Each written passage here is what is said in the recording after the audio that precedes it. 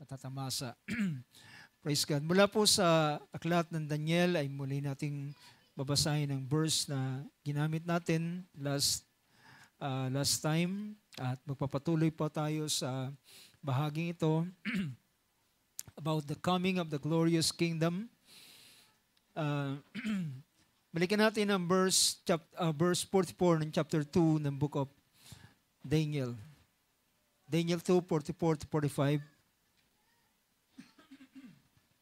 Sabi dito ng verse na ito, in the days of those kings, the God of heaven will set up a kingdom which will never be destroyed, and that kingdom will not be left to another people. It will crush and put an end to all these kingdoms, but it will itself endure forever. Inasmuch as you saw that a stone was cut out of the mountain without hands, and that it crushed the iron, the bronze, the clay, the silver, the gold, the great God has made known to the king what will take place in the future. So the dream is true, and in its interpretation is trustworthy. Praise God. Ang Panginoon na magpala sa kanyang mga salita. Muli natin sabihin amen. Praise God. Mga kupo tayo. Purihin ng Diyos. Hallelujah. Salamat sa Panginoon muli sa kanyang biyaya at sa ating bisita, sa ating kasama sa oras na ito ay patuloy na pag-welcome sa bawat mga kapatid sa biyaya ng ating Panginoon. So I hope ang bawat isa sa atin ay yung ating mga nagiging bisita ay wala sana sa isa sa inyong makalagpas na hindi ninyo sila mabati mamaya sa ating pagtatapos. At ating patuloy na padama sa biyaya ng Panginoon ang ating kagalakan na makasama sila at patuloy na makasama sa ganitong klaseng paglilingkod sa mga sa gawain at sa paikinig ng mga salita ng Diyos. Praise God. Now, sa oras na ito ay nais kong kung di magkamali, nung mga nakarang araw ay meron po kaming meron naging bisita si Sister Didit at ito'y dati niyang kapitbahay sa doon nang siya nandun pa sa Langgam. Yung sister na yon ay balisa at may mga panahon na natatakot at siya ay nakipag-appoint upang ang plano sana ay kami pupunta doon sa kanilang bahay, pero minsan siya ay parang inaatake ng takot, nervyos, at sabi niya siya na lang pupunta.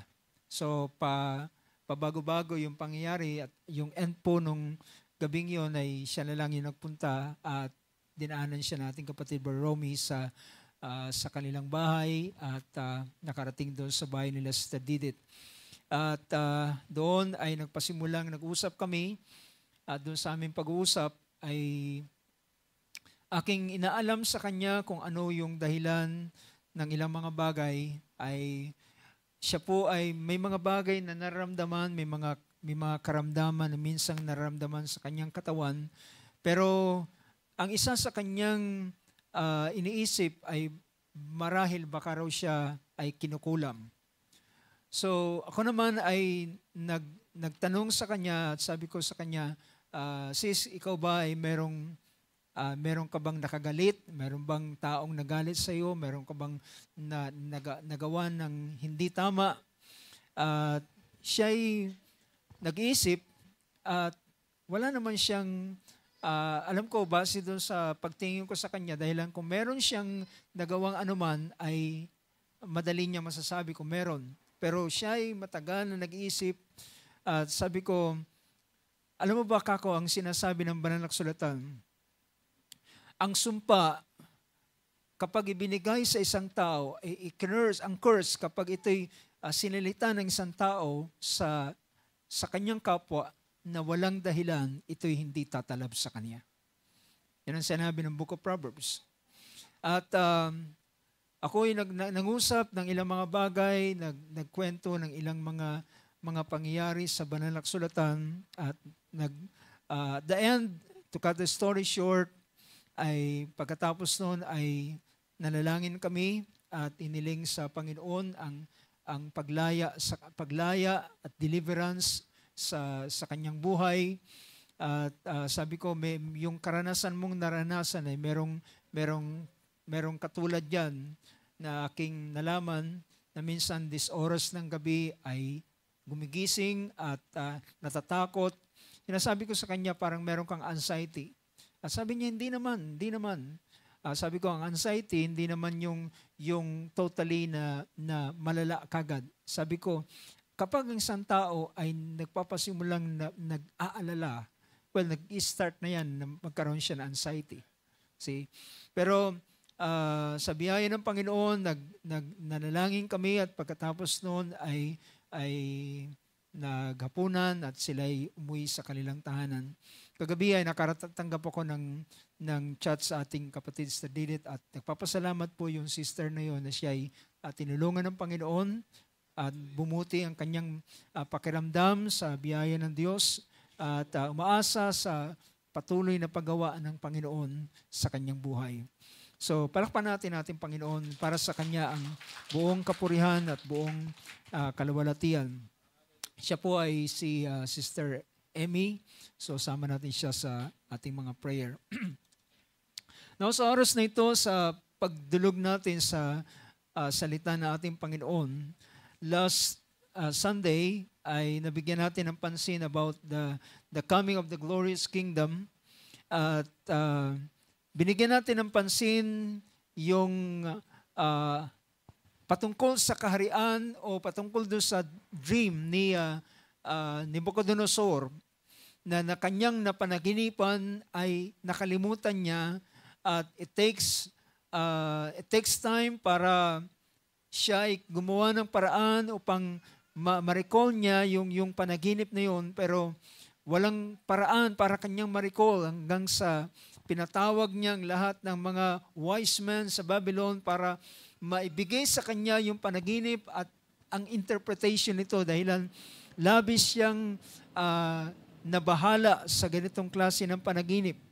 At the end ay walang kayang magpahayag dahilan siyempre ang panaginip ay nakalimutan at ang interpretation nito ay ibibigay pa.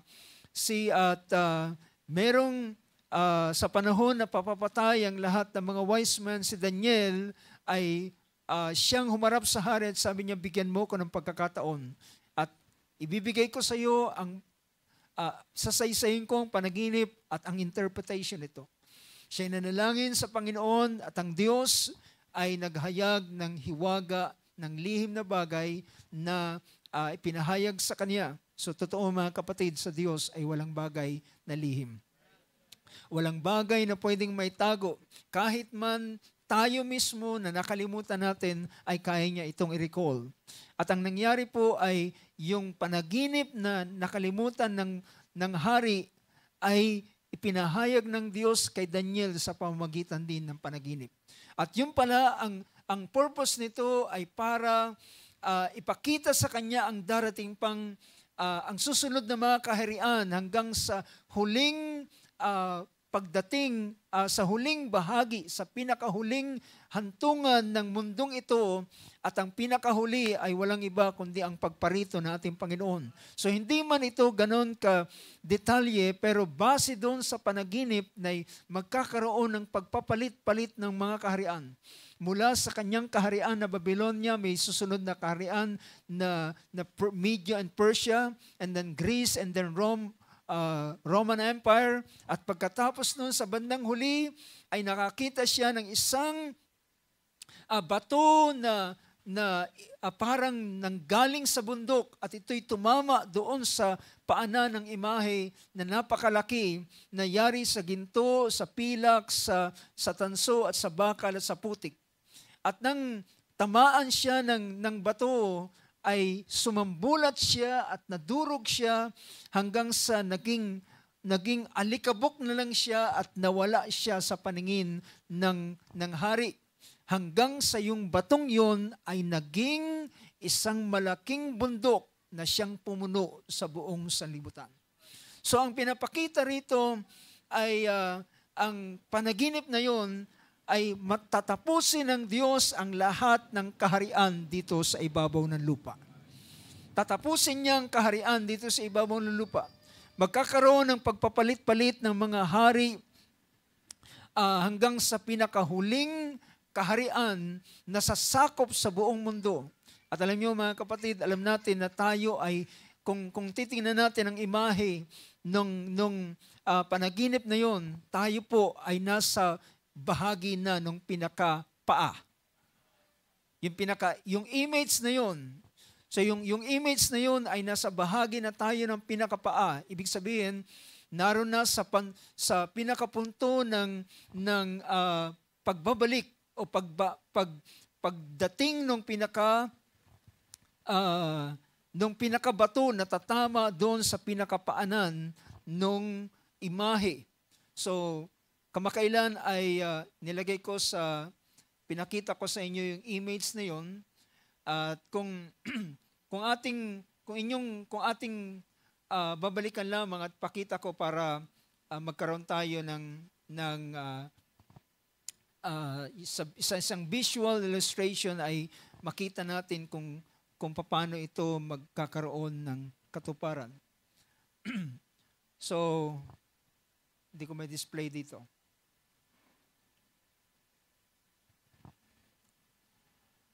So, let's just wait. Okay. So, yung image na yan, ito yung nakita niya na nagpapahayag o nagsisimbolo, nagre-represent ito ng mga kaharian na mula dito sa pinakaulo niya, pinakaulong ginto, then yung silver sa bahagi ng dibdib, at yung sa belly and thigh ay ang ikatlong kaharian. At mapapansin nyo, yung pinakababa niya ay yung bakal na magkahalong putik, at ito ay nasa pinakapaan niya na. So, makikita natin mga kapatid, ito na ang siyang panahon na siyang ating kinabubuhayan, na siyang feet and toes, na part ng iron and part ng clay. At ito ay later on ay magiging magkakaroon na ng buhay, ng kapangyarihan, ang 10 sabihin natin yung 10 daliri doon sa paa, na ang nire-represent nito ay ang 10 kaharian na siyang magkakaroon ng kapangyarihan sa ilang panahon na kasama dito sa tinatawag na imperyo ng Roma. So bagamat ngayon ay nakikita natin ang ganitong mga bagay, and later on ay magiging malinaw na ang 10 mga daliri sa paang yan ay magkakaroon ng kapangyarihan, at ito ay ang authority na yan na ibibigay sa kanila ay magiging daan upang ang buong sanlibutan ay masakop sila sa pamamagitan ng tinatawag na batas na sasakop sa kanila. So, bagamat binigyan natin ng pansin ng ganitong bagay, so just to show you na ito na yung panahon na siyang ating kinabubuhayan. Naroon na po tayo sa 10 o sa pinakapaa, doon sa daliri ng paa, at doon na darating ang tinatawag na pagtama ng batong ito. Yung verse 45 na sinabi roon sa sa chapter 2, sabi niya, "Inasmuch as you saw that a stone was cut out of the mountain without hands, and that it crushed the iron." So yung batong yun ay tumama dun sa paa, at dinurog niya ang pinakita rito, dinurog niya ang mula sa baba pataas. Dinurog ang bakal, ang tanso, ang putik, ang pilak, ang ginto, upang ipakita niya na ang kaharian dito sa ibabaw ng lupa o ang kaharian ng mga tao ay matatapos na at ang Diyos ay magsaset ng kanyang kaharian dito sa ibabaw ng lupa. Ang literal na kaharian ay kanyang itatayo. So yun yung bagay na pinapakita. So kung ating titingnan mga kapatid ang mga kaharian sa lupa, ang mga kaharian sa lupa, ang kanilang glory, ang kanilang kaluwalhatian ay ano? Ang kanilang lakas, ang kanilang authority nila, ang kapangyarihan na meron sa kanila, at ang kayamanan na meron sila. So yan po yung pinaka kaluwalhatian ng isang hari. Gaano kalaki ang kanyang nasasakop, gaano kalaki ang kanyang kayamanan, at sa ganitong bagay ay dito makikita, dito na-display yung pinaka-glory nila. At pinakita ko nung nakaraan na ang isa sa pinaka magandang bagay, bakit dito sa kahariang ito ay tinawag sila na ginto. Yung ulong ginto na siyang ang Babylonian Empire ay walang iba kundi sa dahilan ang hari sa panahong ito ay ang kanyang puso ay sumampalataya sa Diyos at kumilala sa Diyos. So yun yung isang bagay bakit ginamit yung salitang ang ulo, ang Babylonian Kingdom, ang ulo nito na sabi niya, ikaw ang ulo ng ulong ginto. So dahilan ang lalaking itong si Nebuchadnezzar, later on ay kinilala niya last Thursday ay binigyan natin ng pansin yung Daniel chapter 4 at doon si Nebuchadnezzar ay kinilala niya ang Diyos na kataas-taasan. Dati ang tingin niya sa kanyang sarili ay siya lamang ang pinakamataas na hari, pinakamataas sa lahat na wala nang tataas sa kanya. At yung kanyang kapangyarihan ay gayon na lamang. Pero siya ay hinumble o binaba ng Panginoon. Siya ay nagmistulang hayop, nagkaroon ng nawala sa kanyang katinuan. Kaya makikita natin mga kapatid, hindi tayo pwedeng magtiwala sa lakas na kung ano meron tayo. Dahil ang lakas natin pwedeng sa isang iglap ay mawala ito. At ganoon ang nangyari sa haring ito, si Nebuchadnezzar. Habang lumalakad siya doon sa ibabaw, doon sa kanyang palasyo, at nakikita niya ang buong kaluwalhatian ng kanyang palasyo, ang ganda. In fact, kilala ang Babylonia sa 7 wonders. Siya ay merong ganitong klase ng kagandahan, kayamanan, kaluwalhatian. At sabi niya, hindi baga ang lahat ng ito ay dahilan sa aking kamay, dahilan sa aking kapangyarihan. At mga kapatid, sa oras na yon ay bigla siyang nakarinig ng tinig, hindi bagat pinahayag na sa iyo. At mula ng araw na yon ay nawala siya sa katinuan, siya ay iniwanan, dinala doon sa labas ng kaharian, at siya'y sa loob ng 7 taon ay may mistulang hayop ang kanyang kaisipan, at ang kanyang balahibo ay humaba, ang kanyang kuko ay humaba, ang kanyang isip ay siya isang hayop, at kumakain siya ng damo sa parang. Ngunit isang araw, after 7 years, ay binalik siya ng Panginoon at kinilala niya uli. Kinilala niya na kung siya ay hari, ay merong nag-iisang mas pinakamataas na hari, ito'y walang iba kundi ang Diyos. So, ganun din naman ang sumunod na kaharian ay ang Media and Persia, si Cyrus, ay ginamit ng Panginoon para siya ang magbigay ng laya sa lahat ng Israelita na naroon sa kanyang nasasakupan, at pauwiin doon sa kanilang bayan, doon sa Israel, at sabihin, ang Diyos ay naglagay sa aking puso upang ipagpatayo ang Diyos ng bahay sa lugar ng Jerusalem, sa lugar ng Judah. So makikita natin na ang ang pinakakayamanan ng isang tao ay hindi ang mga bagay, ginto, pilak na naroon sa kanya. Ang tunay na kayamanan ay isang katangian na ito ay marunong kumilala sa Diyos. Alam niyo ba na gano'n ang tinutukoy na kayamanan? Ang banal na kasulatan, minsan nag-iisip ako at binubulay-bulay ko na ang kayamanan na hindi na nahihiwalay sa iyo ay hindi tunay na kayamanan, na hindi yan ang iyong kayamanan.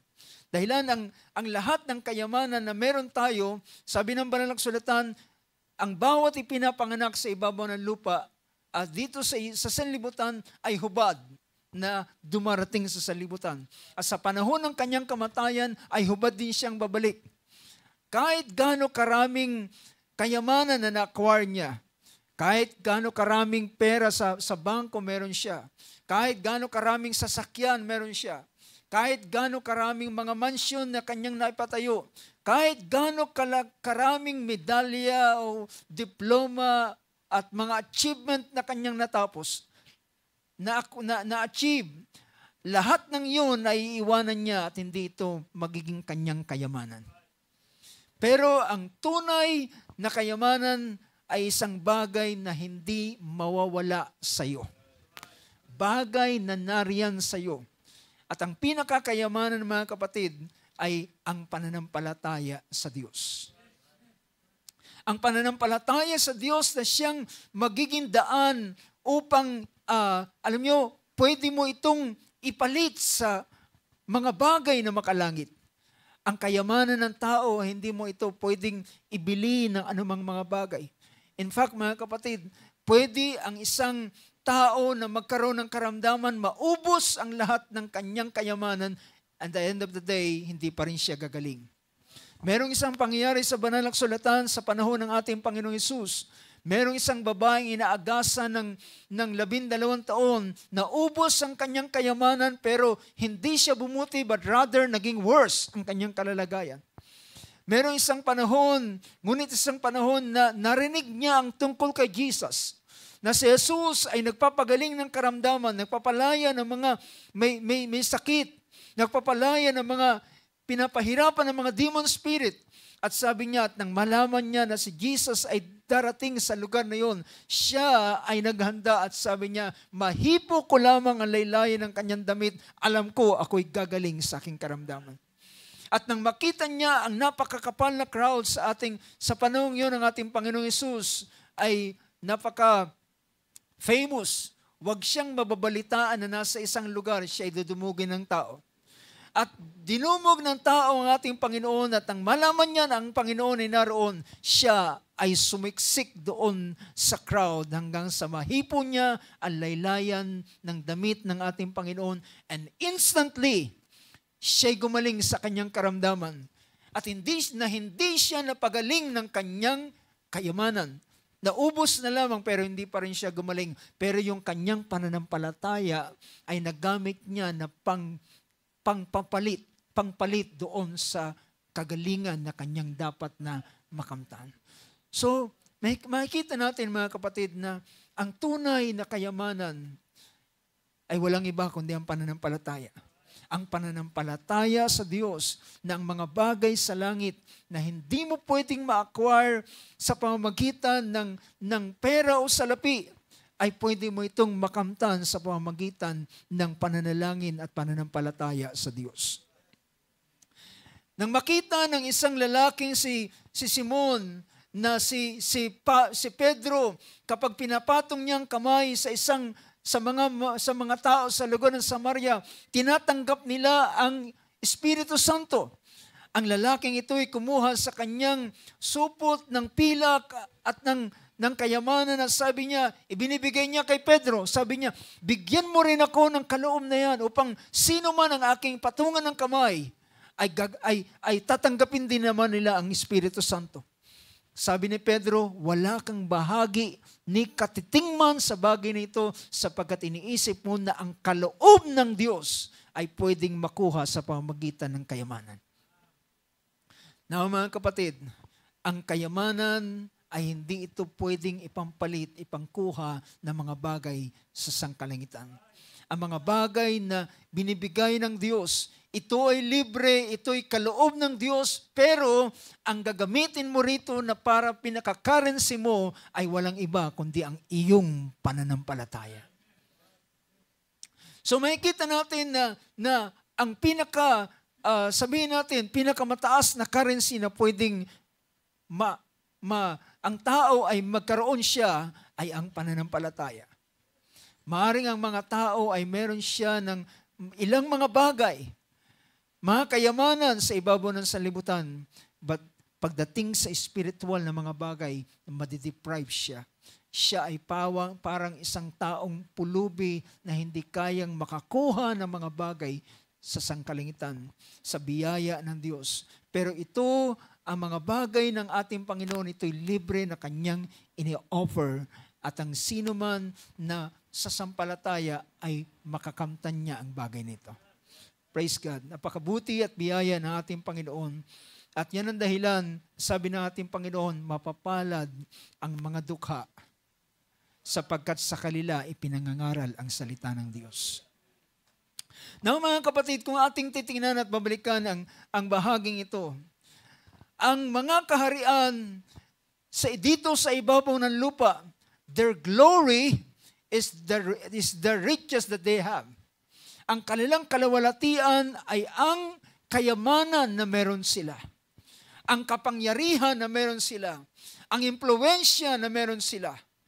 Pero alam niyo ba mga kapatid, ang Diyos ay nagtatag ng kanyang kaharian. Nagtatag siya ng kanyang kaharian. Ngunit ang kaharian ito ay hindi anumang yaman ang kanyang kalawalatian. Hindi yaman ang kanyang kalawalatian, kundi alam niyo ba kung ano ang kalawalatian mismo ng kaharian? Ang kaharian na aking tinutukoy, ang Diyos ay nagtipon siya at nagtatag siya ng kaharian. Ito'y walang iba kundi nagpasimula sa binhi ni Abraham. Alam niyo ba na ang Diyos ay nagtayo ng kaharian at gusto niya na ang bayan ng Israel ay maging isang kahariang mga saserdote. Isang kaharian na puro priest doon. Puro priest ang mga tao doon.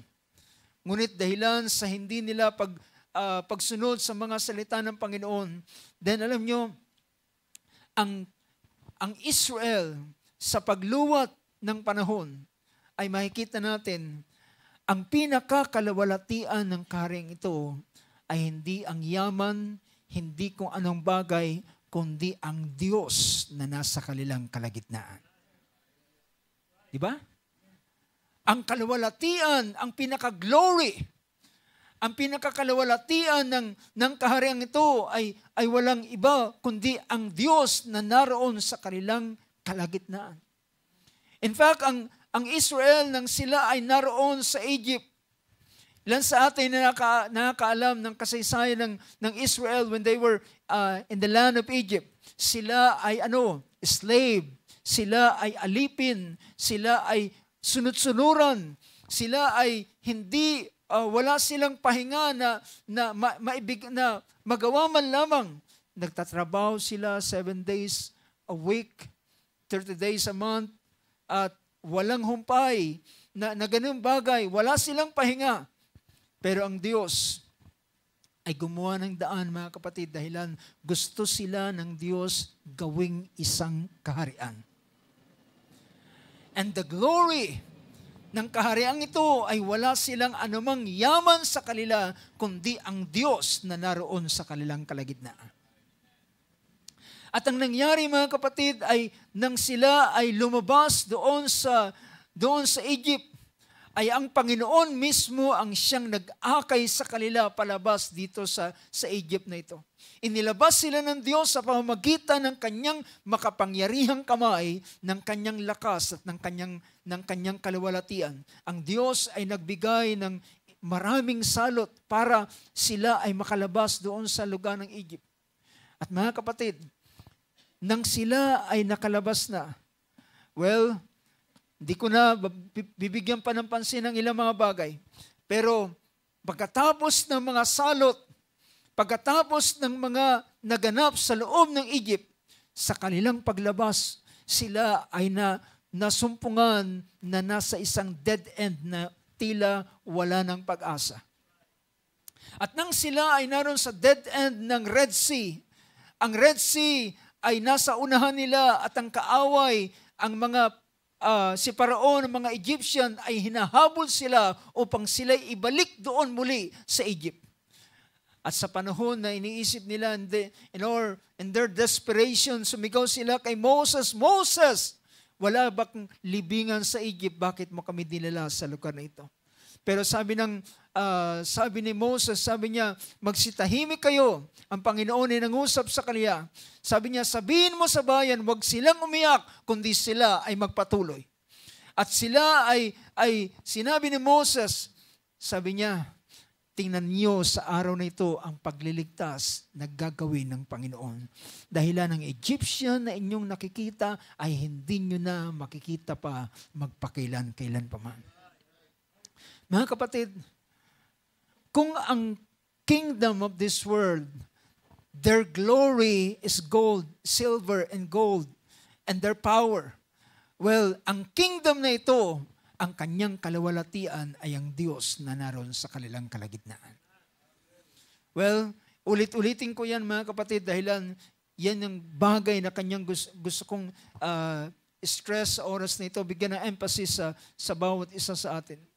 Now, kung ating titingnan sa book of Exodus, nang sila ay lumabas doon, well, alam niyo ba na ang Diyos ay kasama nila? How many can say amen to that? Dahilan, naroon ang alin? Ang pillar of fire sa gabi at pillar of cloud sa araw. Na siyang nagre-represent na ang Diyos ay kasama nila. Itong nagpapakilala na ang Diyos ay kasama nila, wala silang anumang bagay, wala silang hari na nangunguna sa kanila, pero ang hari na nangunguna sa kanila ay ang Diyos mismo.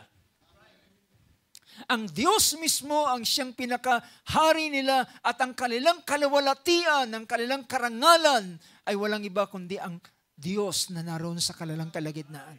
At ito ang ng kanyang ipakita ang ganitong kapangyarihan. Ang ginawa ng Diyos ay hinating niya ang dagat na pula at pinabayaan niya ng Israel ay makatawid doon sa tuyong lupa hanggang sa makarating sa kabilang dako ng Red Sea. At nang ang Egyptian ay gustong nag-isip na sila'y sumunod at sundan ang bayan ng Israel, nang sila ay naroon na sa kalagitnaan ng Red Sea, ang Diyos ay ibinalik sa normal ang Red Sea at lahat sila ay nangamatay at lahat sila ay nangalunod. Ang sabi ng Banal na Kasulatan, kagaya sila ay kagaya ng tingga na nahulog sa tubig. Alam nyo, kapag ikaw ay naghulog ng tingga, tiyak yan, mapupunta na lang sa ilalim at di na siya makakaalis doon. At ayon sa mga archaeologists na mga naghuhukay, may mga nakita sila na mismong mga karwahe doon mismo sa ilalim ng Red Sea. Just to prove na ang ginawa ng Panginoon ay hindi isang myth, kundi isang totoo. Dahilan ang kalawalatian ng kaharian ng Israel ay ang Diyos mismo na naroon sa kanilang kalagitnaan. At nang makalabas sila doon sa Red Sea, ang ganitong balita ay nakaabot sa lahat ng mga karatig mga bansa at nagdala ng takot sa kanilang puso. In fact, sabi ng Book of Joshua chapter 2, if I'm not mistaken, nang pumunta ang dalawang espiya doon sa lugar ng Jericho, then merong mismong nagpatotoo. Ang pakay lamang nila doon ay magtingnan, spy ang lupain ng Jericho. Pero nang sila ay makapasok doon, sabi ng chapter 2 ng Joshua, verse 1, Then Joshua the son of Nun sent 2 men as spies secretly from Shittim, saying, Go view the land, especially Jericho. So they went and came into the house of a harlot, whose name was Rahab, and lodged there. Merong 2 espiya. Ito ngayon, ang 2 espiya ay kalooban na ng Panginoon na isugo papunta sa lugar ng Jericho. Samantalang yung 12 spies, papunta doon sa promised land, ay hindi ito idea ng Diyos, idea ito ng mga hindi sumasampalatayang Israel. But the 2 spies ay kalooban ng Diyos na sila ay isugo doon sa lugar ng Jericho. At pagdating nila sa lugar ng Jericho, ang bahay na nagpatuloy sa kanila ay ang babaeng si Rahab na isang prostitute. Isang harlot, isang prostitute. At sabi rito ng verse 2, It was told the king, na nabalitaan ng hari ng Jericho na merong lalaki na galing sa mga anak ni Israel ang dumating upang ispy ang buong lupain. At inutusan ng hari ng Jericho na magsugo ng tao sa bahay ni Rahab upang tingnan kung totoong meron nga. Ngunit, ang ginawa ni Rahab ay tinago niya ang 2 spies doon sa rooftop at tinakpan niya ng mga dayami. At nang dumating ang mga sugo galing sa hari at sabi niya, may pumunta rito pero wala na sila, umalis na sila, di ko alam kung nasaan na sila. Ngunit, nang kinagabihan ay sabi nito ng verse 6, verse 5, And it came about when it was time to shut the gate at dark, that the men went out. Sabi niya, I do not know where the men went. Pursue them quickly, for you will overtake them. But she had brought them up to the roof and hidden them in the stalks of flax, which she had laid in order on the roof. So tinakpan siya ng mga dayami. At sabi niya, at hinabol nila yung mga lalaki, ngunit hindi nila inabutan. Sabi ng verse 8, Now before they lay down, she came up to them on the roof. Inakyat ni Rahab yung 2 espiya. At sabi niya doon sa 2 espiyang ito, tingnan natin ang verse 9 sa Bicol Tagalog. Sabi niya, at sinabi niya sa mga lalaki, talastas ko na ibinigay sa inyo ng Panginoon ang lupain at dinatnan kami ng pangingilabot sa inyo at ang lahat na nananahan sa lupain ay nauupos sa harap niyo. Parang nauupos na kandila na natutunaw sa inyong harapan. At sabi rito na next verse, sapagkat aming nabalitaan kung paanong tinuyo ng Panginoon ang tubig sa dagat na mapula sa harap ninyo nang kayo'y lumabas sa Ehipto at kung ano ang inyong ginawa sa 2 hari ng mga Amoreo na nangasadako roon ng Hordan kay Shechem at kay Og na inyong lubos na pinuksa. Mga kapatid, walang social media at that time, walang television at that time, pero ang ugong ng balita nito'y napakalakas at nag-viral hanggang sa lugar ng Jericho. At nang mabalita nilang ganitong bagay, nanginginig sila sa takot.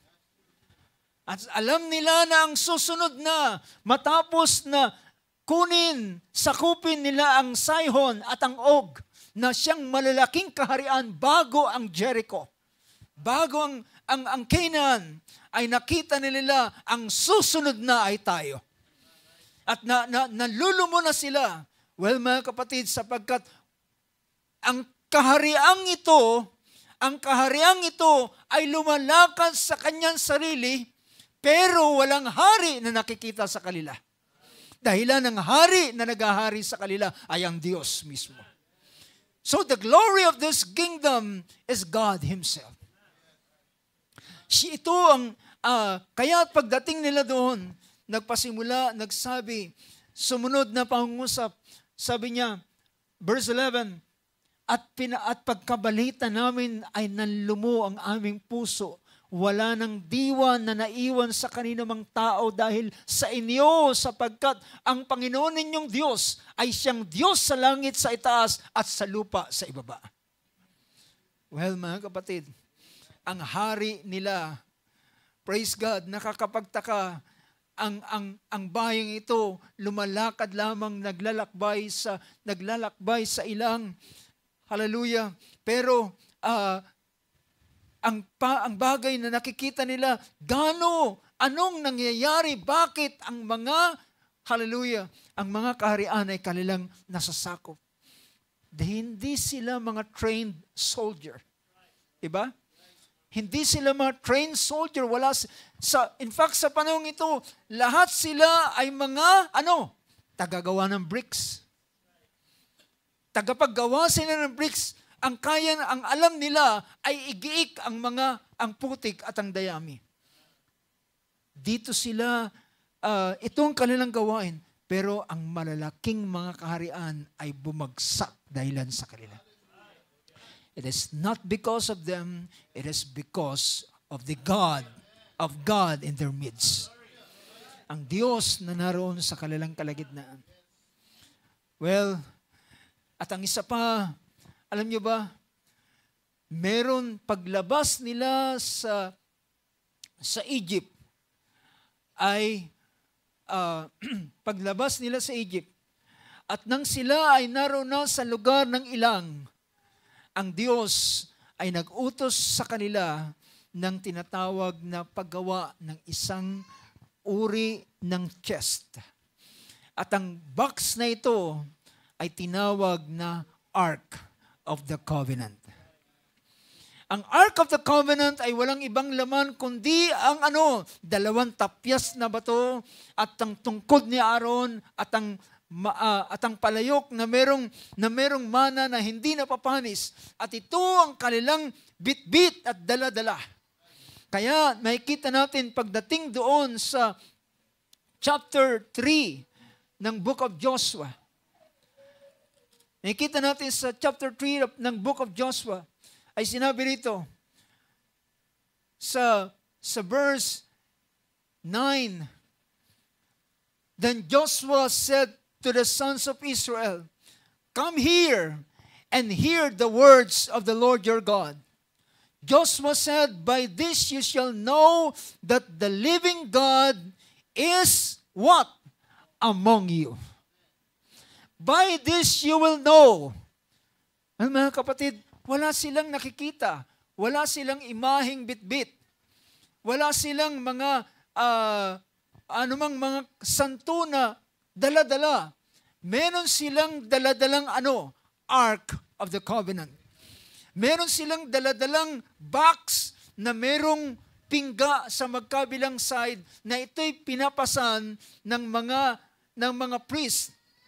At sila ay naglalakbay. Pero alam nyo ba mga kapatid, yung Ark of the Covenant ay siyang nagre-represent ng luklukan o ng trono ng Diyos mismo. Kung nakakita kayo kapag merong isinasakay sa yung mga mararangal na mga tao sa mga tribo, isinasakay sila at pinapasan, di ba? Itinataas. So ganoon ang kalalagayan, merong tao, pero dito walang tao. Ang naroon ay kerubin na yari sa ginto. So, pero yun ay nagre-represent ng Diyos na hindi nila nakikita ng mata, pero Diyos na naroon sa kanilang gilagidnaan.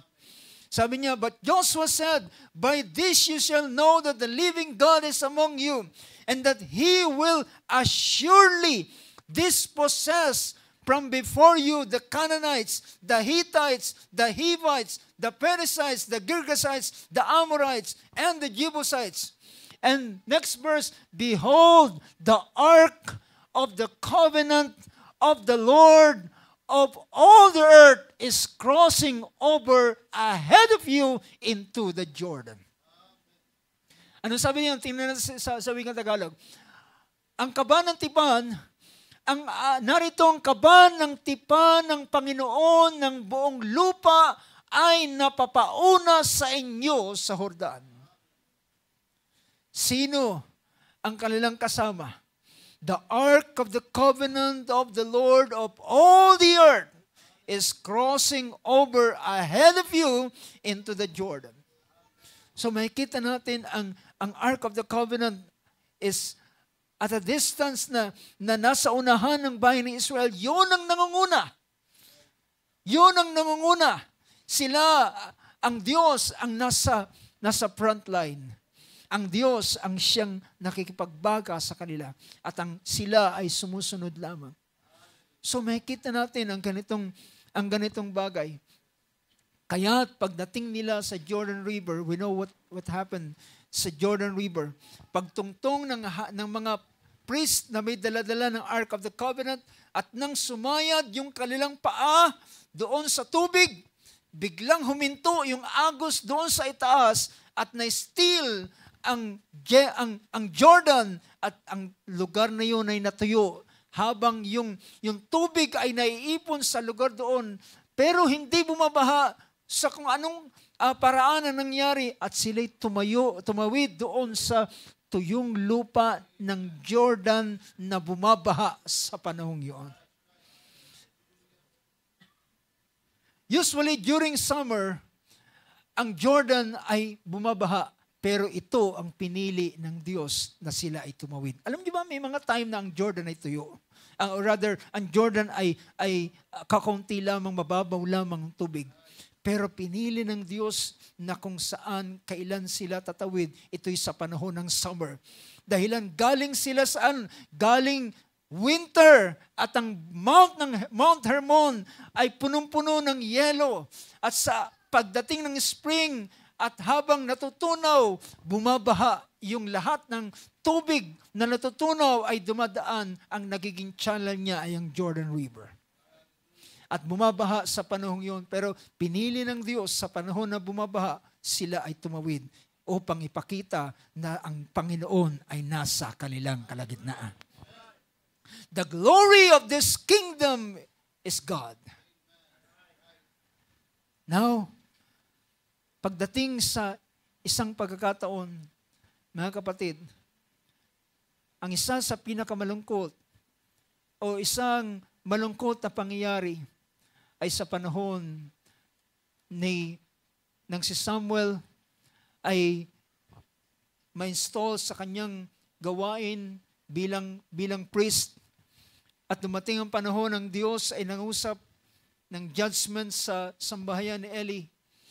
At sumating ang panahon, alam nyo, sa isang pakikipagbaka, hallelujah, ang Ark of the Covenant. Sa panahong yun ay habang sila nakikipagbaka, ay naisipan nila ng Ark of the Covenant ay isama nila doon sa pakikipagbaka. Ito ang nangyari sa 1 Samuel chapter 4. Sabi rito ng, starting verse 1. Thus the word of Samuel came to all Israel. Now Israel went out to meet the Philistines in battle and camped beside Ebenezer while the Philistines camped in Aphek. So the Philistines drew up in battle. So nakipagbaka ang Pilisteo laban sa Israel. At when the battle spread, Israel was defeated before the Philistines. Nakakapagtaka, bakit sa panahong ito ay natalo ang Israel? Bakit sila natalo? Dahilan sa panahong ito ay pagbibigay niya ng kanyang kahatulan sa mga anak ni Eli. Dahilan ng mga anak ni Eli, pinabayaan ng kanilang opisinang paglilingkod sa gawain at naging ordinaryo na lamang yung mga paghahandog. Hindi na nila ginawang espesyal ang mga gawain sa Panginoon. Ang paghahandog sa Panginoon, para sa kanila ay yung mga handog na yun ay pagkain lamang nila. Pero dahilan sa niyurakan nila ang handog ng Panginoon ng Diyos, ay pinanagot sila sa kanilang mga bagay na kanilang ginawa. Kaya nang sa panahon na sila ay nakikipagbaka laban sa kaaway, natalo sila at nagagapi sila. Sabi niya, bakit Israel was defeated before the Philistines who killed about how many? 4,000 men on the battlefield.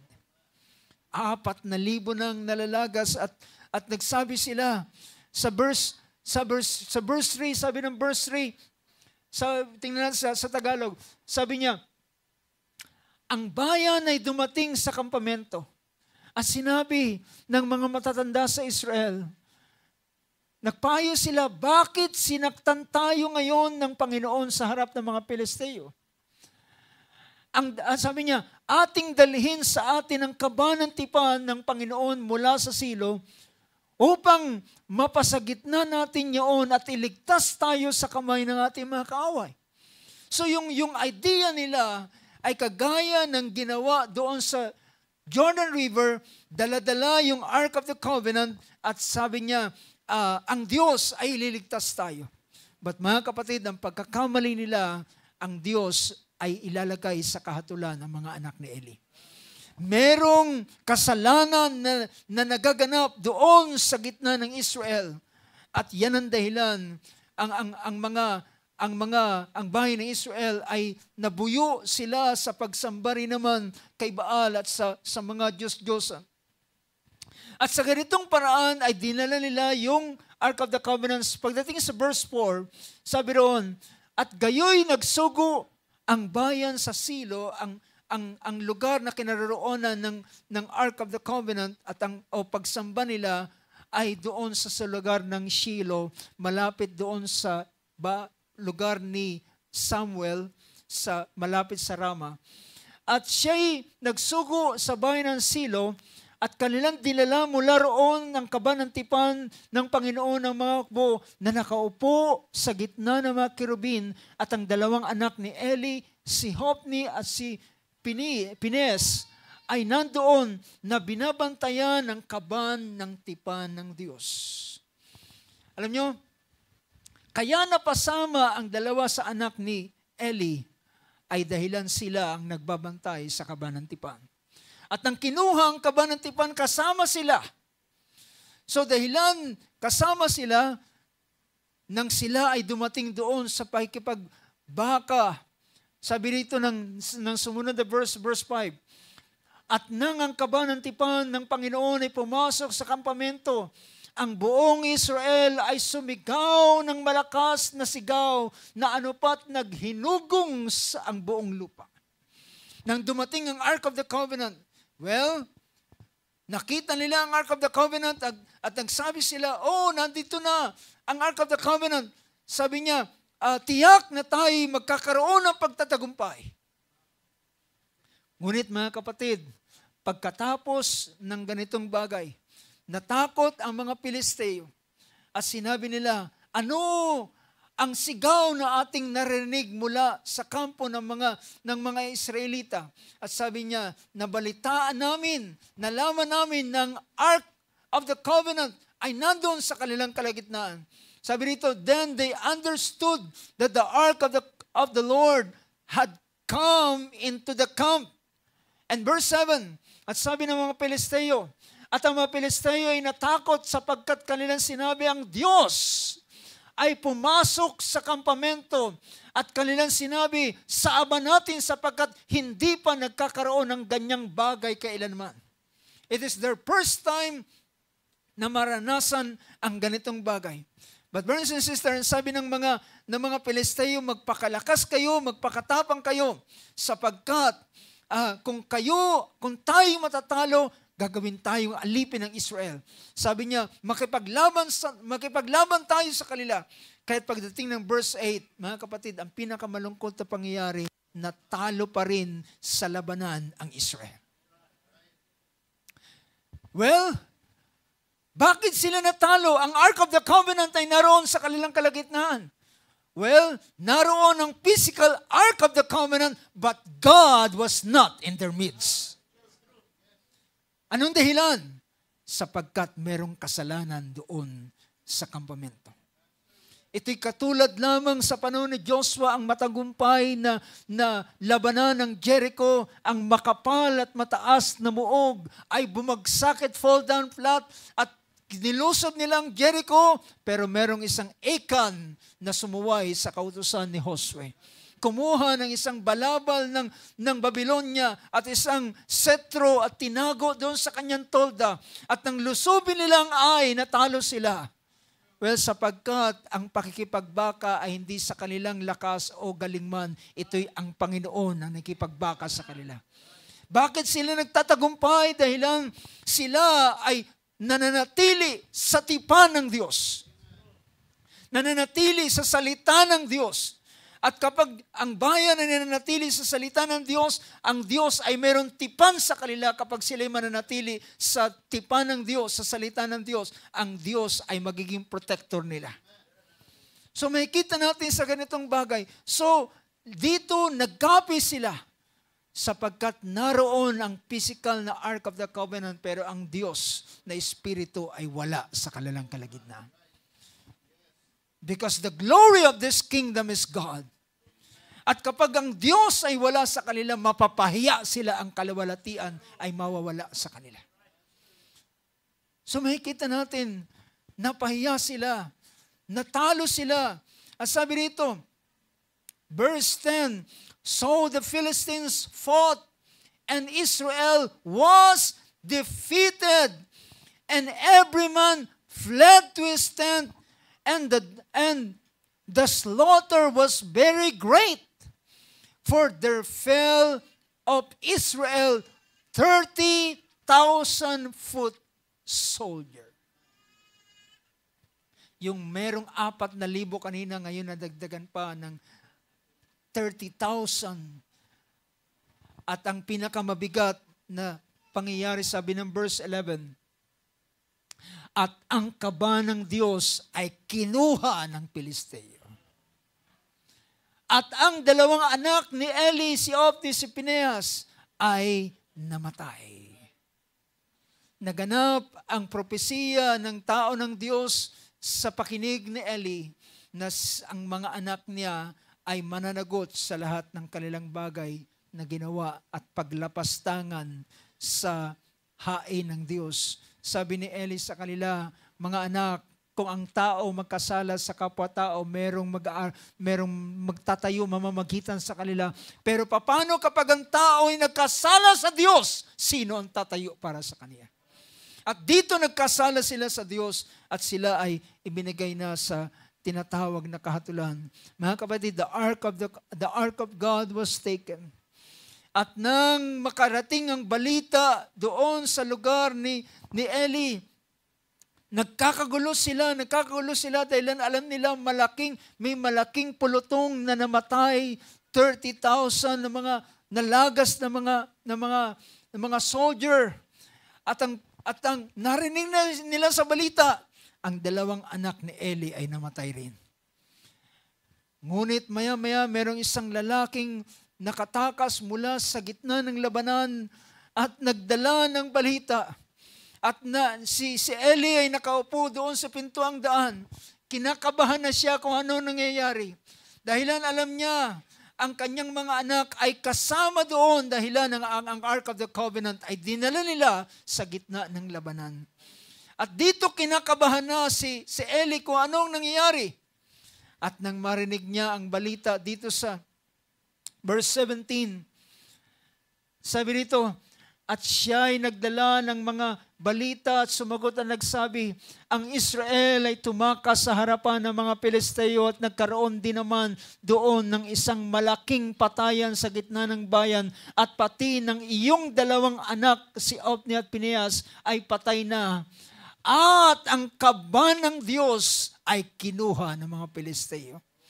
Nang marinig ito ni Eli, verse 18, at nang mangyari ng kanyang banggitin ang kaba ng Diyos at siya'y nabuhal sa likuran ng kanyang upuan sa dako ng pintuang bayan at nabalian siya ng leeg at siya'y namatay sapagkat siya'y lalaking matanda at mabigat at hinatulan niya ang Israel sa loob ng 40 taon. Now mga kapatid, ito ang kinakatakutan niya, ang dumating ang araw ng fulfillment ng prophecy ng lingkod ng Diyos sa kanyang mga anak. At ang hindi niya, lubos niyang kinagulat, ay nang marinig niya ang kaban ng tipan ay kinuha ng mga kaaway. At alam niyo ang nangyari? Isa sa kanyang manugang sa panahon yun ay nanganak ng premature. Dumating ang isang pag-deliver at nanganak siya, ngunit siya ay binawian din ng buhay. At sabi rito, verse 20, and about the time of her death, the woman who stood by her said to her, do not be afraid, for you have given birth to a son. But she did not answer or pay attention dahil siya'y patay na. So sabi sa verse na yan, hindi na siya sumagot o anumang bagay na nalumanan niya. Next verse, 21. At pinangalanan niya sa bata ay Ikabod. Anong ibig sabihin ng Ikabod? At sinabi, ang kalawalatian ay nahiwalay sa Israel sapagkat ang kaban ng Diyos ay kinuha at dahil sa kanyang biyanan at sa kanyang asawa.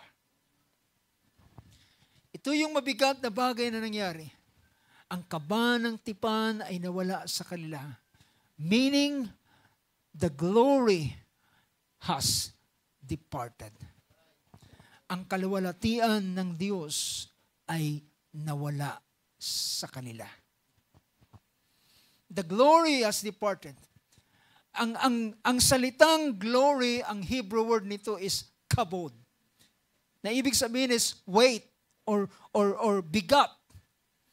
Yung salitang ikabod ay ang ibig sabihin is the glory has departed from Israel. Nawala ang kalawalatian. Kapag ang Diyos ay nawala, mga kapatid, ang kalawalatian ay mawawala. Ang lahat ay mawawala.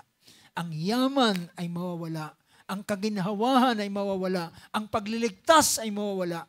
Ang lahat ng bagay ay mawawala dahilan kapag ang Diyos ay nawala, siya ang pinakakalawalatian. Ang tao ngayon, kinakailangan niyang magsuot ng mararangal na damit, maglagay ng mga alahas, magsuot ng mga mamahaling mga damit, mga mamahaling kasangkapan sa katawan para ipakita na sila ay merong kalawalatian.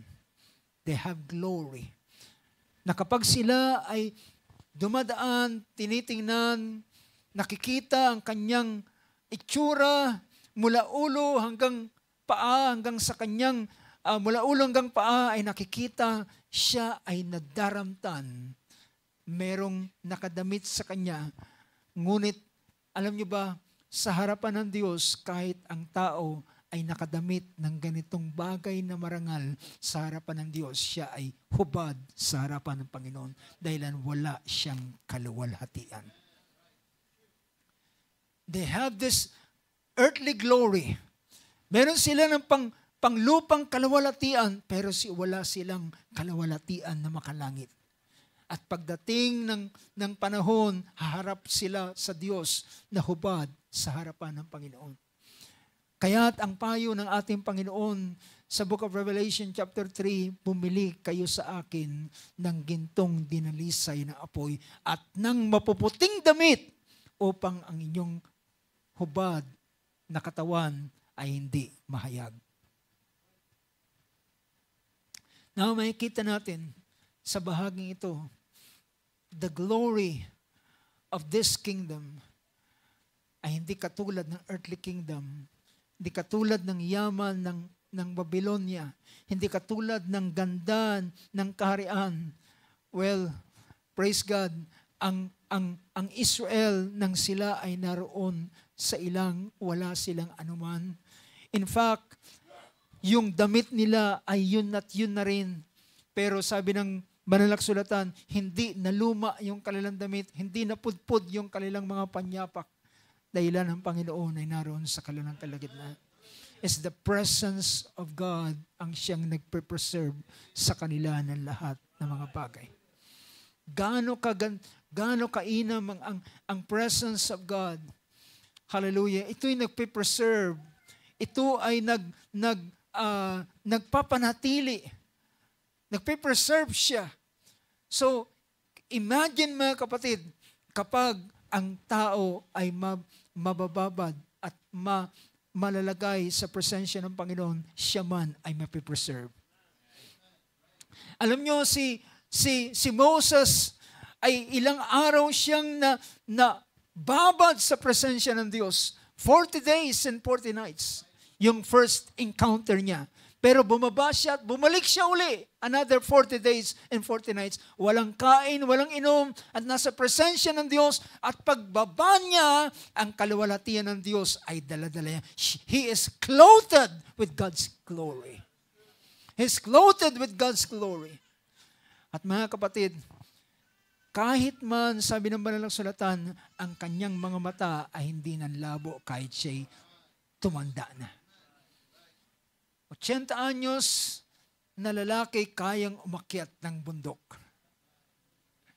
Praise God, it is because of God's presence that preserves even kahit yung kanyang mga tuhod ay binigyan ng kalakasan.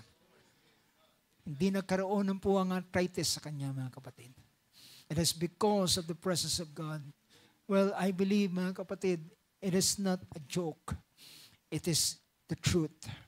Ang presensya ng Diyos ay nagpipreserve sa buhay ng isang tao. So the glory of this kingdom is not gold and silver. The glory of this kingdom is God Himself. At kapag ang Diyos ay nawala, wala na rin silang kaluwalhatian. Pwedeng nariyan ang mga pisikal na mga bagay, nariyan ang ilang mga bagay naroon pa rin sa kanila. Pero kapag ang Diyos ay nawala, ang kaluwalhatian ay mawawala. Oh, I pray, mga kapatid. Hallelujah. Ang Panginoon ang siyang maging ating kaluwalhatian. Ang Panginoon ang siyang maging glory ng bawat isa atin. Ang Panginoon ang siyang maging kaluwalhatian natin sa ating kalagitnaan. Siya ang maging kaluwalhatian ng gawain ito. Siya ang maging kaluwalhatian sa gitna ng ating pagkakatipon. Meron man tayong mga simpleng mga gamit, pero ang mahalaga, ang Diyos ay nasa ating kalagitnaan. Ang kanyang presensya ay gumagawa, ang kanyang mga salita ay naipapahayag, ang kanyang kalooban ay kanyang nasasabi, at tayo ay nakakarinig ng kanyang salita at ng kanyang kalooban. Praise God, yun ang pinakamahalagang bagay. Ordinaryo man ang ating gusali, ordinaryo man yung ating mga kasangkapan, as long na ang Diyos na siyang ating kaluwalhatian ay nasa ating kalagitnaan. Praise God, praise God. Hallelujah. Sabi ng isang awit, I'd rather have Jesus. I'd rather have Jesus than all the treasures of this world. Yun ang dahilan bakit si Moses ay napakalaking pribileyo na meron siya. Ang title niya ay anak ng anak na babae ni Paraon. Yan ang kanyang title na meron siya. Ibig sabihin, siya ang susunod na hari o Paraon sa Egypt. Pero ang nasa isip niya ay meron siyang ang perspective niya ay iba kaysa sinasabi ng mga Ehipsyo. Marahil maraming naiinggit doon sa kanyang katatayuan. Ibig sabihin, isang Hebreo, inampon ng anak na babae ni Paraon, halatang-halata naman na hindi siya Egyptian. Diba? Kitang-kita kung anong itsura niya. Hindi siya Ehipsyo. Pero maraming mga Ehipsyo na naiinggit doon sa kanyang katatayuan. At sabi niya, sana ako si Moses. Sana ako'y anak na babae ni Paraon. Pero ang sabi ng Book of Hebrews chapter 11, sabi ng verse na ito, By faith, Moses. Sa verse 23 ng 11 ng Hebrews. By faith, Moses, when he was born, was hidden for 3 months by his parents because they saw he was beautiful child and they were not afraid of the king's edict. By faith, Moses, when he had grown up, refused to be called the son of Pharaoh's daughter. Tinanggihan niya yung title na yun. Ayoko na ng titulong yan. At sabi rito, choosing what? Choosing rather to endure ill treatment with whom? With the people of God, than to enjoy the passing pleasures of sin. Alam niya, yung pleasure na ito ay may katapusan. Yung pleasure na yan ay may katapusan. Lahat ng ginhawa at sarap sa buhay ay matatapos yan. Paano kapag ikaw ay matanda na, hindi mo na pwedeng, wala na, kahit may pleasure dyan na hindi mo na rin yan may enjoy. At ang pinaka-end ng iyong buhay ay ang kamatayan. But rather, ang nakita niya ay hindi ang lumilipas na pleasure na ito. Sabi niya, choosing rather to endure ill treatment with the people of God than to enjoy the passing, lumilipas na passing pleasure, considering the reproach of Christ greater riches than the treasures of Egypt, and he was looking for the reward. At sabi pa ng isang verse dito, pinakita ron, by faith, he left Egypt, not fearing the wrath of the king, for he endured as seeing him who is unseen or invisible. Meron siyang nakikita na ang kanyang naging kaluwalhatian ay mismo ang Diyos. Na makikita natin, mga kapatid, ang kaluwalhatian ng kahariang ito ay hindi ang anumang mga bagay. Ang kaluwalhatian ng kahariang ito ay ang Diyos mismo. Kaya makikita natin, praise God, ang banal na kasulatan ay nagpakita dahilan ng ang Israel nang makuha ang Ark of the Covenant ay nawala sa kanila. Tinawag nilang ikabod, nawala ang kaluwalhatian ng Diyos. Pero alam nyo, nang ang Ark of the Covenant ay nandoon sa kaaway, hindi sila pinatahimik ng Ark of the Covenant. Sila ay ginulo, nagkaroon sila ng mga bukol, nagkaroon sila ng mga sakit, karamdaman, may mga namamatay sa lugar ng Philistines at nagsisigaw yung mga tao. Anong gagawin natin? Isuli na yan.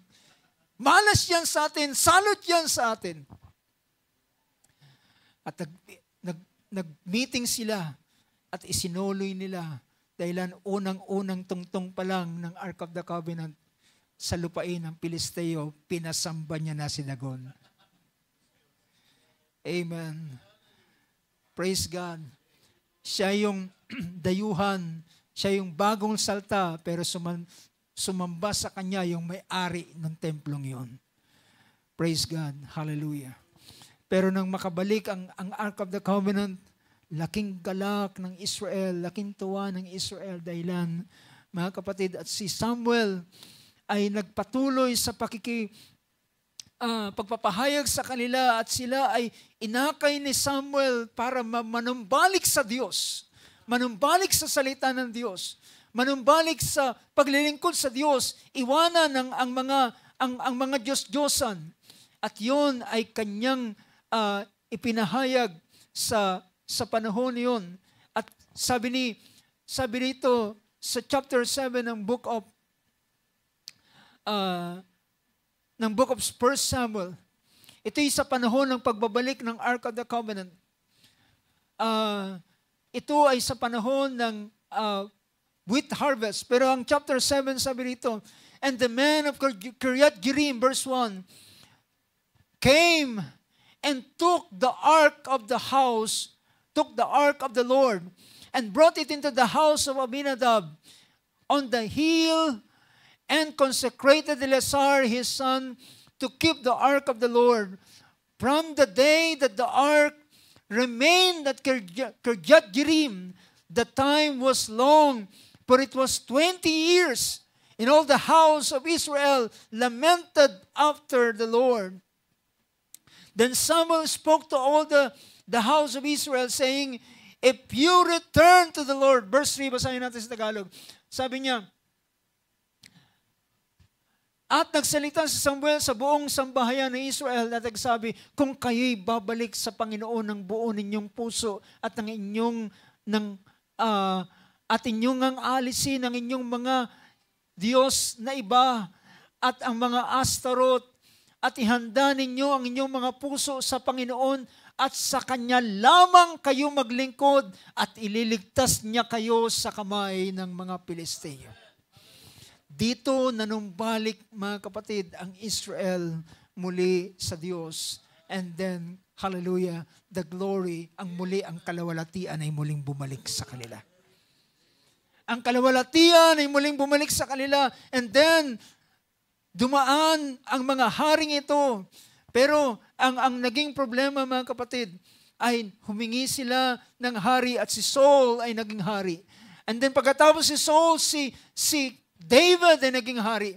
And after David ay ang pinakamalawalhating kaharian ng Israel in the days of Solomon.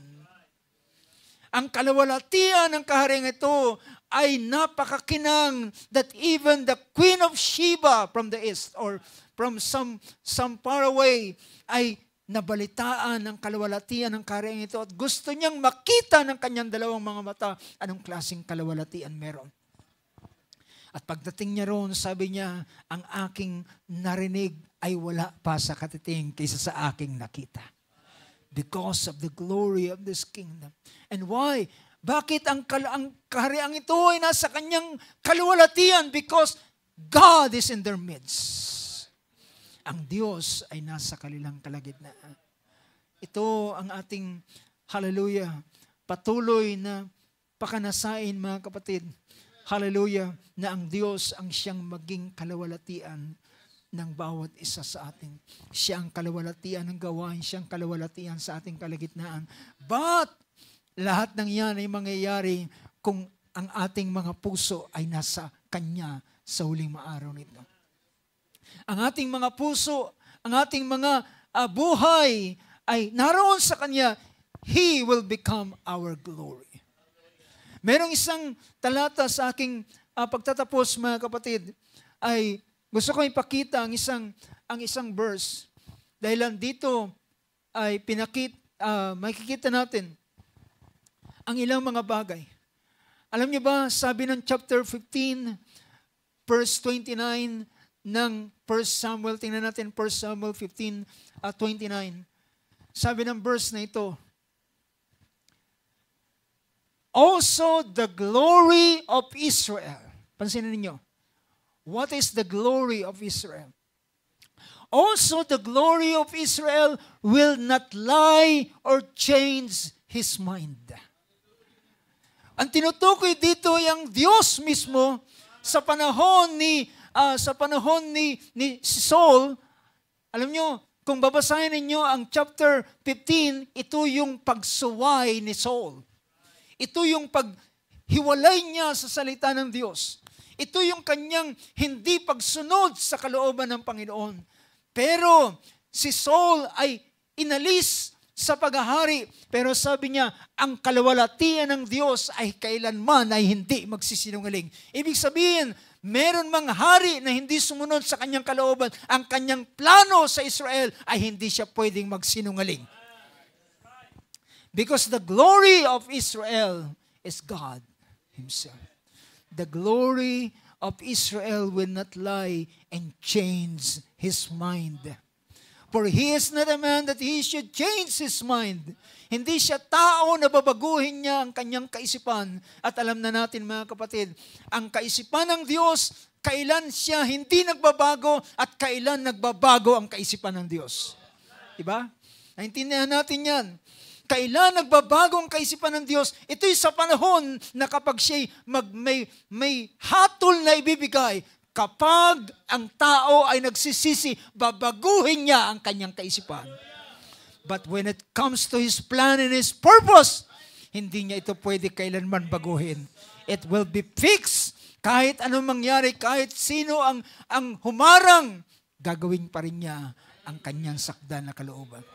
Now, pansinin natin mga kapatid, merong ang verse na yan na nagsasabi, the glory of Israel.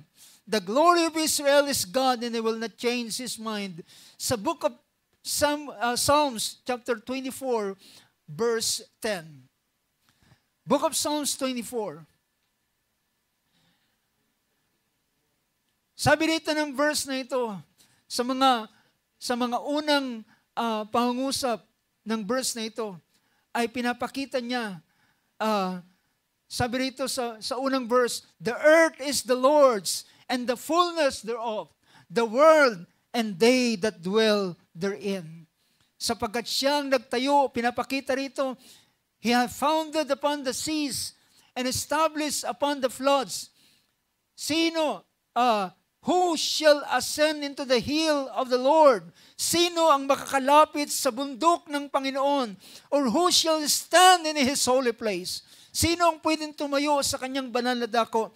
Sila, verse 4, He that has a clean hands and pure heart, who has not lifted up his soul unto vanity, nor sworn deceitfully.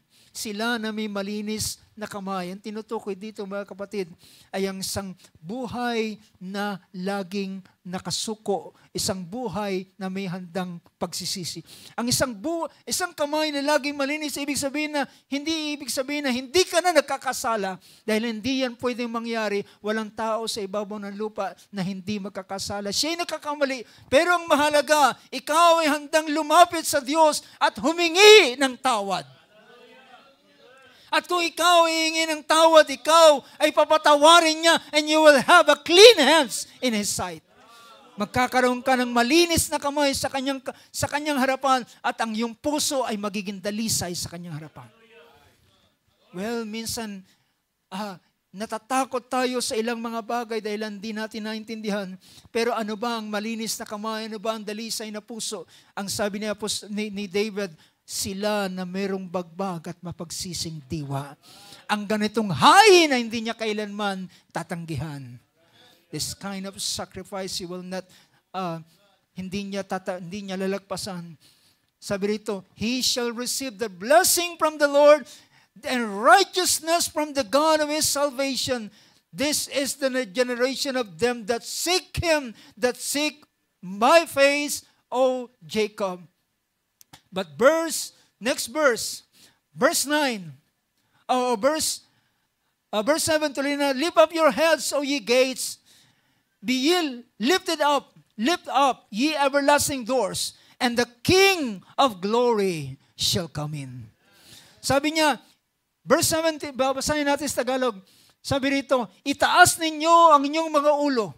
Ano ibig sabihin na itaas ninyo ang mga ulo? Ibig sabihin yung mga nakatungo na mga walang pag-asa. Yung mga nanlulumo, yung mga nanghihina, yung mga nawawala ng pag-asa, lift up your heads. Lift up your heads. Ibangon ninyo ang inyong mga ulo. At kayong mga pintuang bayan, mga pintuang bayan, at kayo'y mga taas, kayong mga walang hanggang pintuan, at ang hari ng kaluwalhatian ay papasok. At sabi rito, verse 8, sino ang hari ng kaluwalhatian? Who is the King of glory? Sino ang hari ng kaluwalhatian? Ang hari ng kaluwalhatian ay ang Panginoong malakas at makapangyarihan, ang Panginoong makapangyarihan sa pakikipagbaka. Who is the King of glory? The King of glory is the Lord is strong and mighty, the Lord mighty in battle. Lift up your heads, O ye gates, even lift them up, ye everlasting doors, and the King of glory shall come in. Handa mo bang papasukin ang kahari ng kaluwalhatian? Sabi niya, buksan ninyo ang inyong mga pintuan. Buksan ninyo ang inyong mga pintuan. And who is this King of glory? The Lord of hosts. He is the King of glory. Verse 10, sabi riyan, sino itong hari ng kaluwalhatian? Ang Panginoon ng mga hukbo, siya ang hari ng kaluwalhatian. Kapag ang hari ng kaluwalhatian ay nasa iyo, ikaw ay meron ding kaluwalhatian. You will shine. Ikaw ay magniningning dahilan hindi ikaw, 'di ba? Kapag ikaw ay ang tao ay nababalot ng magandang damit, marangal na damit, alahas, kumikinang siya at ang siya'y yung glory ay nakikita sa kanya dahilan doon sa nakasaplot sa kanya. Praise God. At ang sumasaplot sa bawat isa atin ay ang ating Panginoon. Hallelujah. Now mga kapatid, sa huling maaraw nito, ang Diyos ay magbabangon siya ng isang kaharian sa huling maaraw. At ang magiging kaluwalhatian ng haring yon ay hindi ang hindi nakikitang Diyos, kundi ang Diyos sa kanyang pisikal na katawan ay makikita sa araw na yun ng kanyang kaharian. Purihin ang Diyos. Tayo tumayo sa oras na ito, mga kapatid. Hallelujah. Oh, I pray that the King of glory, the glory of Israel, ang kaluwalhatian ng Diyos ay manatili, manahan sa ating kalagitnaan. At ito'y, hallelujah, praise God. Kung maraming tao nagnanais ng mga kaluwalhatian, pero ang lahat ng kanilang kaluwalhatiang tinatanggap, lahat ng ito ay pansamantala. Lahat na ito ay may hangganan. Lahat ng yan ay merong, hallelujah, merong katapusan. But this glory, ang kaluwalhatiang ito sa pamamagitan pa lamang ng kanyang kaluwalhatiang ito, ang kaaway ay pwedeng tumakas. It is your protection. Ito ang iyong kublihan. Ito ang iyong sanggalang. Hallelujah, ang kaluwalhatiang ito. Bitin natin yung awit. Kami katagpuin. Hallelujah. Praise be to the name of Jesus.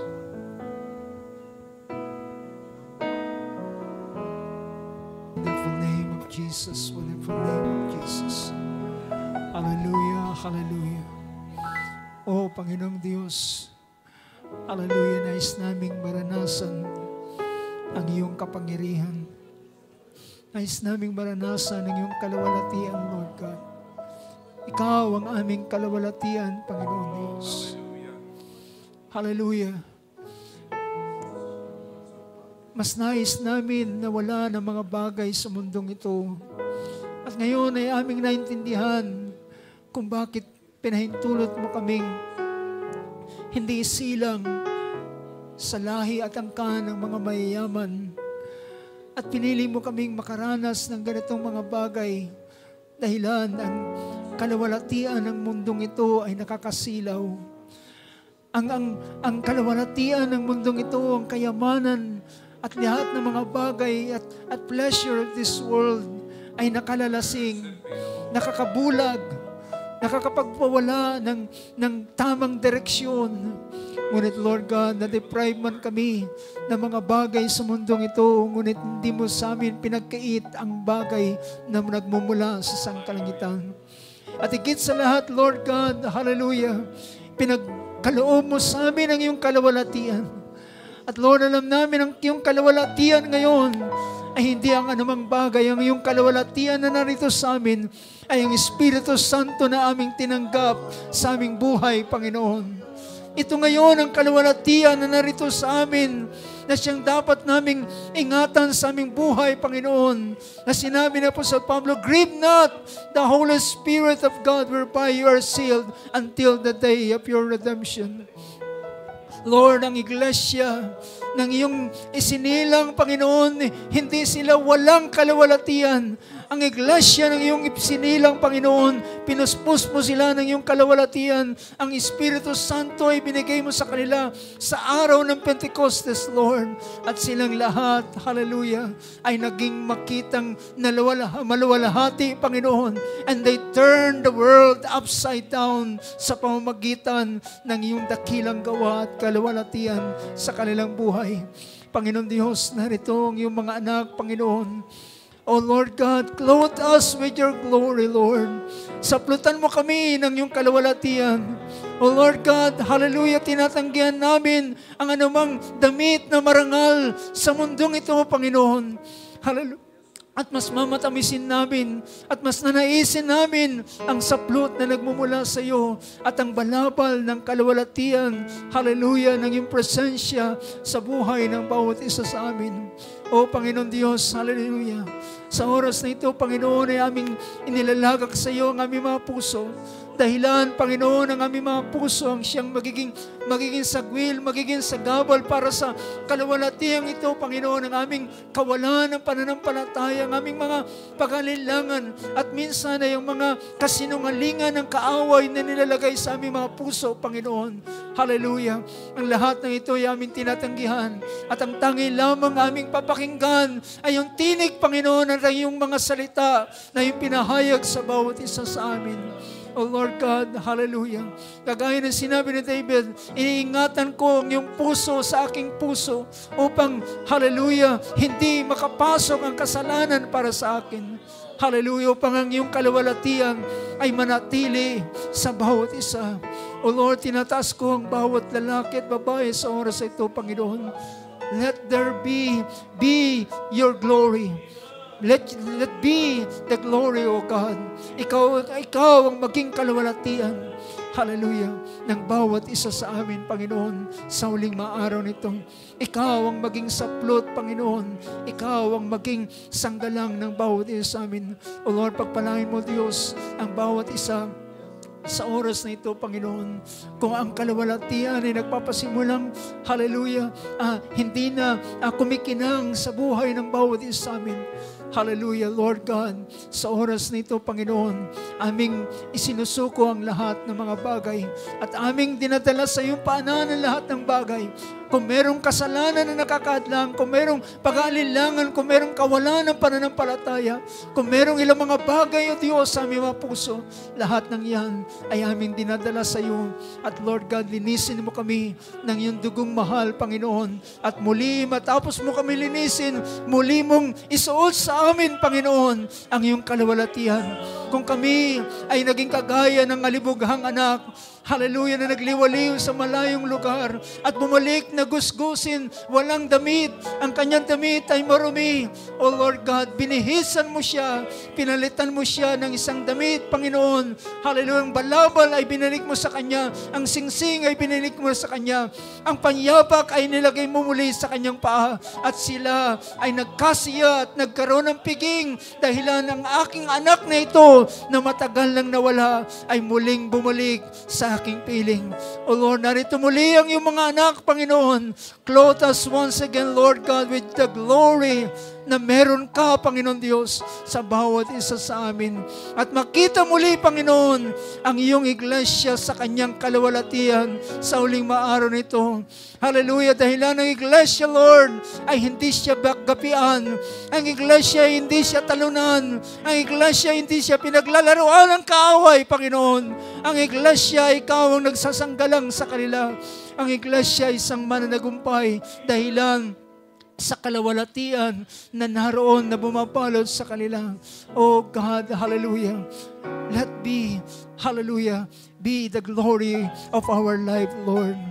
Be the glory of our lives, Lord, sa huling maaraw nito. Maging ikaw ang siyang maging kalawalatian ng bawat isa sa amin. O Panginoon, purihin ka. Sa oras na ito, Lord, nagpapasalamat kami sa iyong biyaya, sa iyong salita, Panginoon, sa iyong kagandahang loob at biyaya sa bawat isa sa amin, O Lord God, hallelujah. Panginoon Diyos, mananatili sa amin ang saplot na ito hanggang sa araw ng iyong pagbabalik, Panginoon. Hallelujah. And this garment, Lord God, ay yung papalitan, Panginoon, ng isang mas maluwalhati pang damit ng kaluwalhatian na nagmumula sa iyo. Oh Lord God, we bring you back all the praise, the honor, and glory. Thank you for your word. Thank you for, hallelujah, your presence, oh God. Hallelujah. Thank you, Lord God, sa iyong pagtulong sa amin.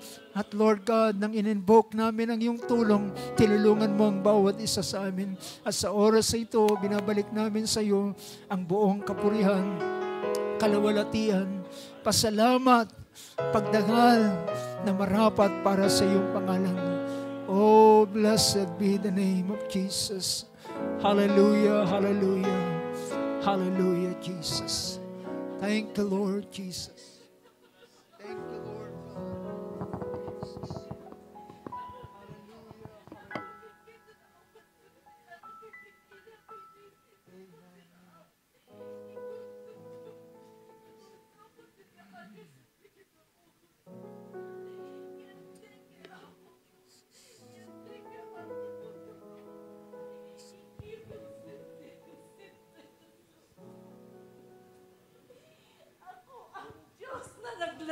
Naglagay sa inyo sa dakong ito.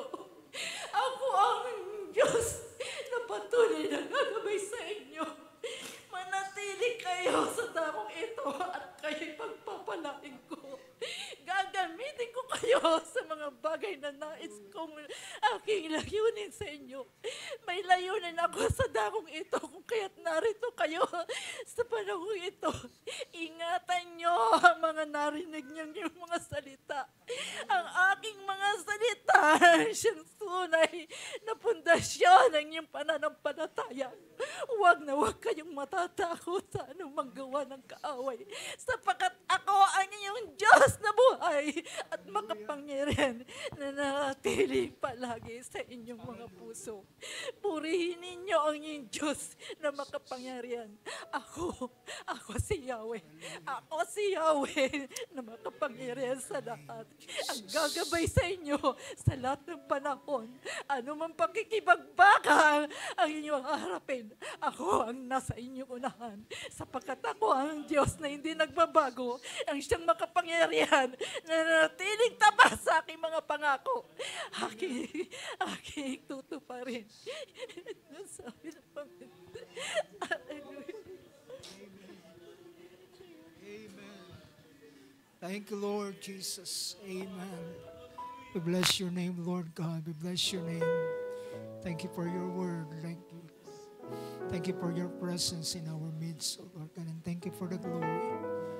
Hallelujah. Blessed be your name, oh Jesus. Salamat sa iyo, Panginoon. Ang ating inaawit muli ang marahang chorus na yan.